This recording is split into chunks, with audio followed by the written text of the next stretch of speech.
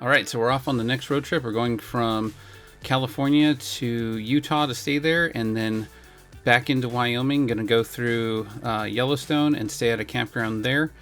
But this trip has a bunch of trouble. We get hit by weather in Wyoming and have to abandon the campsite.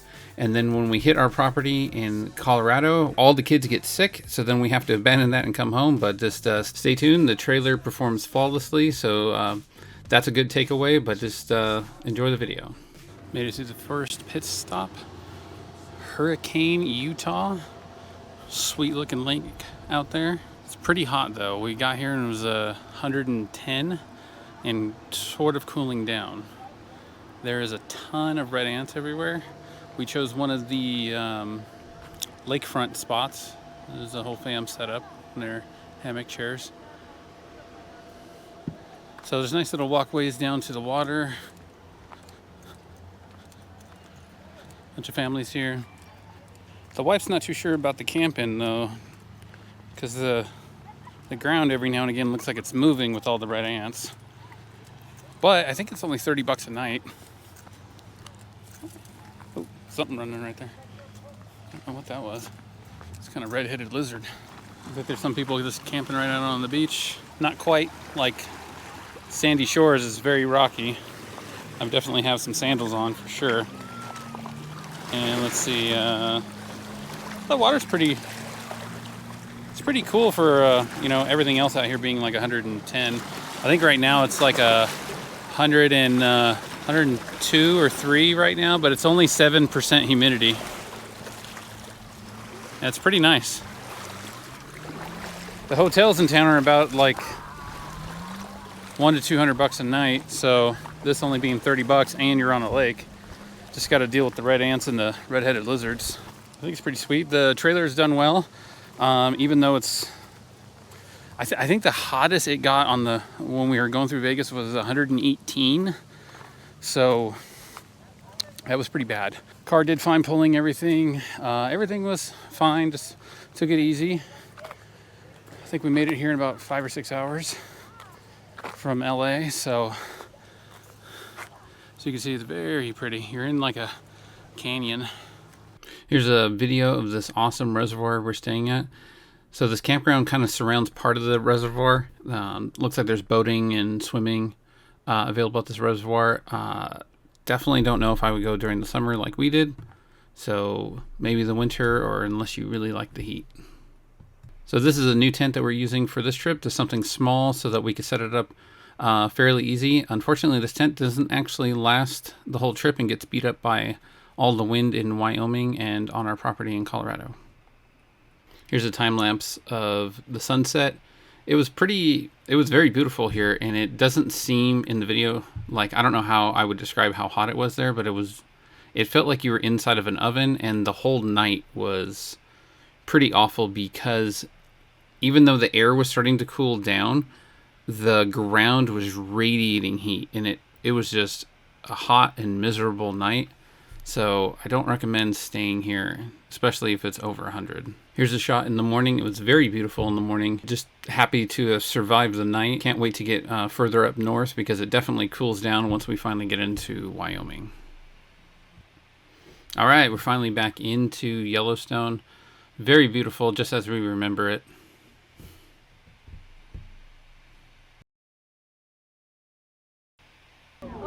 We stopped and we finally got to see Old Faithful go off. That was pretty cool.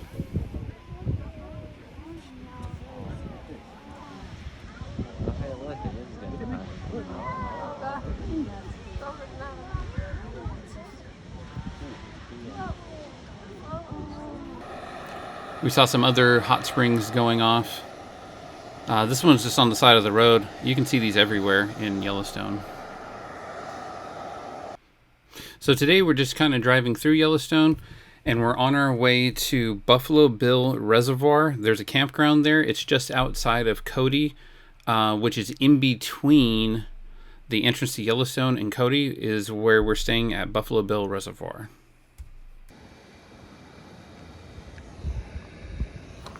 At the campground with the Ninja Foodie air fryer. Extension cord going into the trailer. There is no electrical hookups here.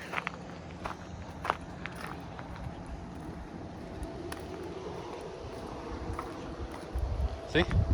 Nothing here to hook up on. No power, it says. Maybe it's coming eventually. So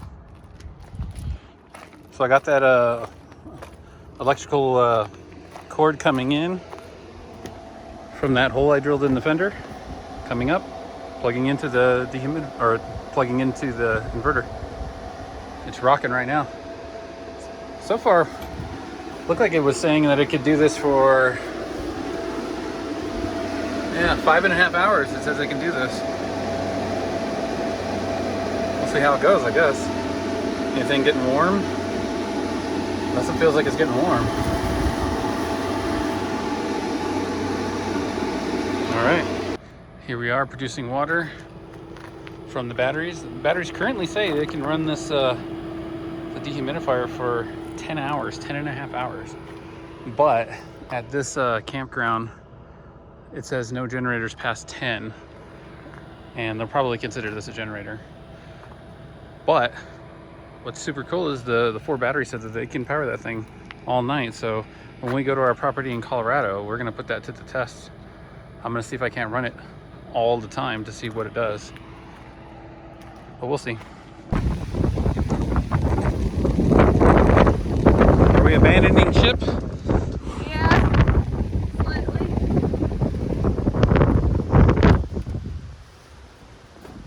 You're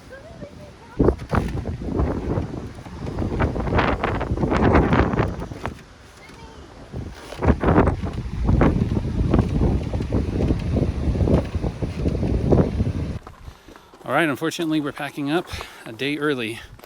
The winds last night and the night before were coming this way at about 20 plus miles an hour and being right on the cliff. This ground's not very good for stakes, I'll just say that. It's very hard, and then once you get them in, they just slide right out.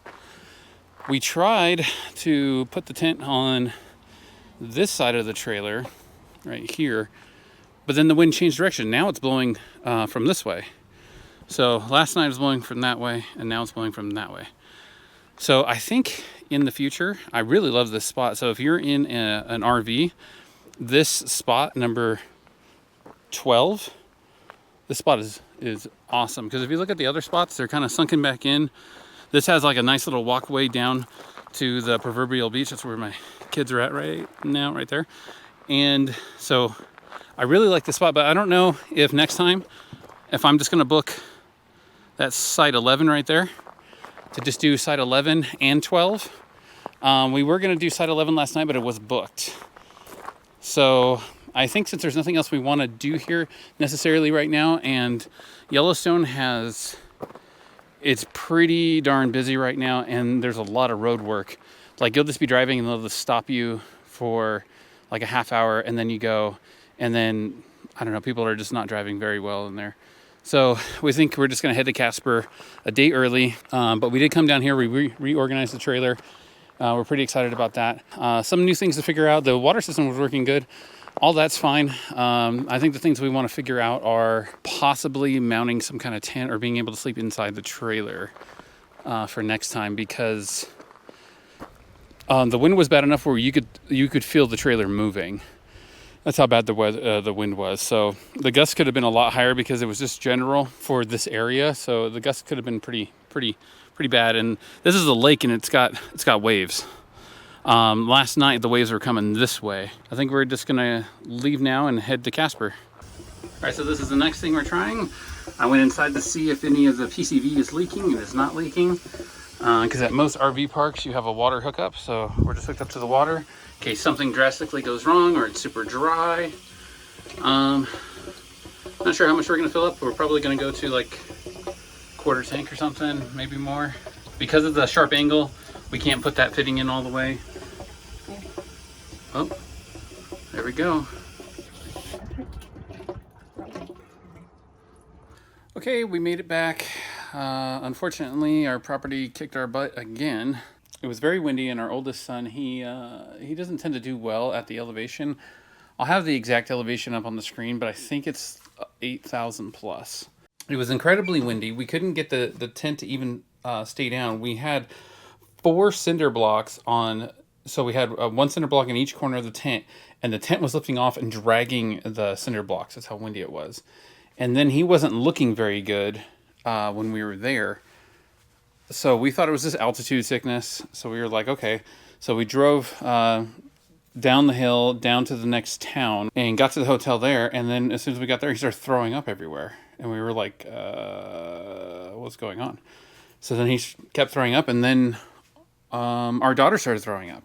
And then our other son started throwing up. We were like, so it was fun. So unfortunately, we weren't sure whether me and my wife were just going to get it at that point. And then if we were going to get it, I've been sick in a different city and had to stay in a hotel for a while. It is not fun, and it starts getting pretty expensive. So we were in Colorado, and basically we would have to drive down into New Mexico, over into Arizona, and then back. Where we were at least a good, something like 10 to 14 hour drive just straight. So that just wasn't going to happen. So we decided to, the next morning, just pack up and go. The kids were starting to feel a little bit better, but we could have easily been, just done at that point. So I felt a little bit nauseous when we first started out, but then it kind of cleared up. My wife already wasn't feeling good from the trip to begin with. So, but we made it. Luckily, our family and friends were praying for us a lot that at least me and Melissa wouldn't get sick, so that we could get everything back. But so the trailer. The fenders were good. That other fender had kind of come off. The light switches were fine. This one didn't burn out. What I did notice was, I didn't even kind of tell the kids to use this one. Lights, just use the lights. And then what I would do is when I would come in and use the bathroom, I would prime the system, because I still have that valve on the line to try to dumb down the flow and the pressure as much as possible. And that all seemed to work. I mean, currently right now it still has pressure, and we haven't done anything, haven't primed it for quite a while. Unfortunately, I was unable to fully test out the water generating system. We will test it out, but on this trip I just wasn't able to. The first place we stopped at in Utah by the lake, I don't think I could have let it running all the time, and not to mention it was 110 plus when we got there, and the dehumidifier itself was actually it was flashing high, so that wasn't working there. And then when we got to the other RV park in Wyoming, you couldn't have anything on generator wise past 10 o'clock, and they actually had a guard driving around. So even though they were thinking about like a generator to generate power, this would have still been outside making noise, so that wouldn't have been possible. So I did leave it running part of the day, but we drove through Yellowstone, and it was just kind of horrible, I would say. There were so many people just driving, cutting out in front of us, coming back in. An animal, slamming on the brakes. It was, yeah. And then the road work that was happening, there's like I think they call it the Southern Loop and the Northern Loop.